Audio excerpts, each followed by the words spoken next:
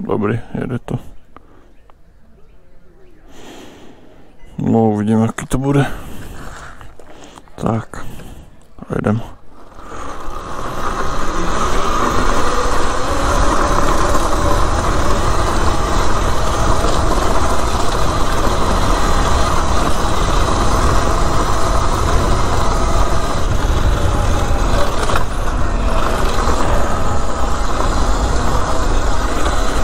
Tak, paráda.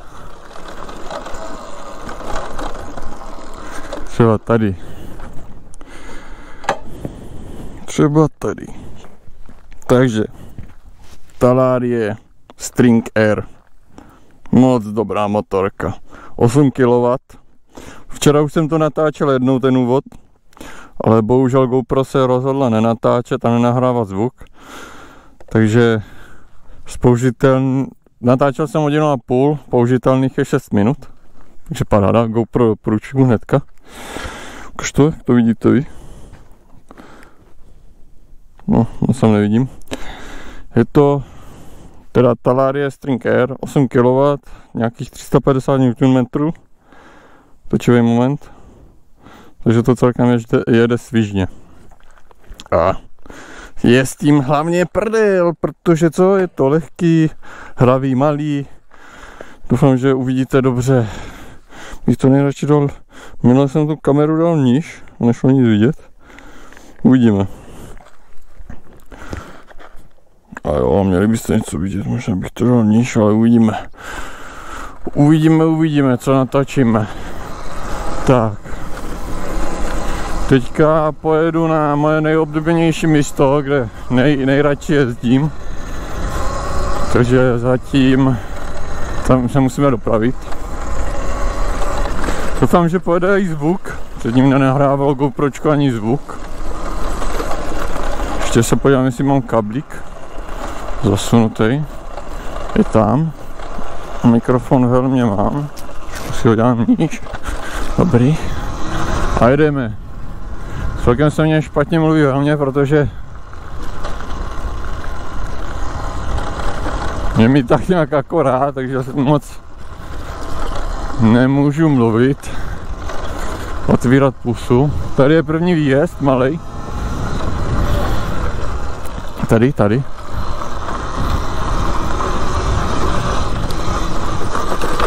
Na půl plynu, jo.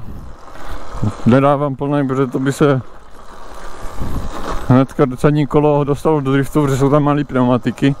By chtělo obuct aspoň 100 šířka. Teďka tam je 80 šířka. Šířka? Jo, šířka. No prostě ta stopa, co se dotýká zeminy s pneumatikou. Tak 100 by tam chtělo dát. A 80 je furt málo.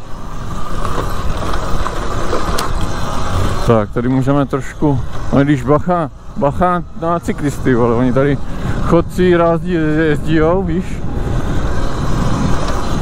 Vůbec nedáváme plný, jo. Dávám čtvrt plynu. Ale bojím se chodců, vole, už jsem jich pár málem srazil.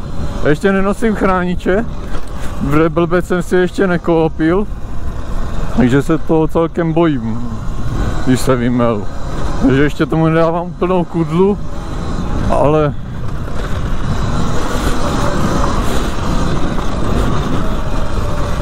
nejedu moc pomalu. No, tady je písek, no, už to podkladla svině a i dopředu bych chtěl hodit větší pneumatiky teda. Ale jinak je to zábavná motorka, lehká, svížná, tlumiče teda nic moc.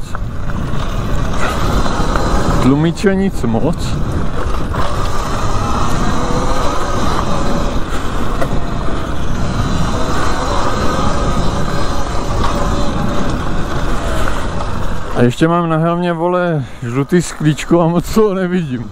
Blese. No jo, no.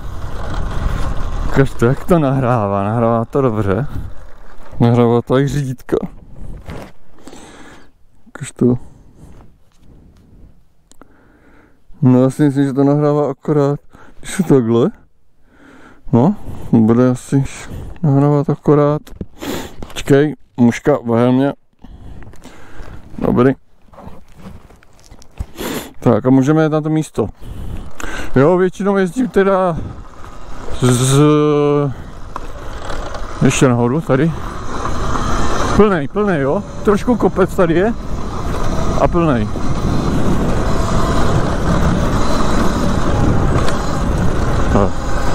Já... Co jsem chtěl říct? Jo, že tu stezku, kterou mám oblíbenou, jezdím z druhé strany. Teďka to pojedu z vedlejší strany, protože se mě tam nechce jet. Alebo maximálku chcete vidět? Ale by se to dalo. No, tak já vám ukážu maximálku.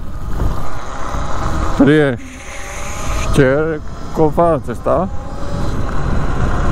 Na štěrkové cestě, jo, zrychlení dáme. Bude to nejspíš 100% hrabat, takže... No, hrabat, trošku si to podhrábne, no, ze začátku. Tak, vidíte to? Počkej, já ještě jednou zkontroluji kameru. No jako měli byste to vidět, tady. Ještě to nakopím k vám. Tak z 0 na 100, jo. Teda z 0 na 90, no. Uvidíme, si dám 90. Plnej. Plnej.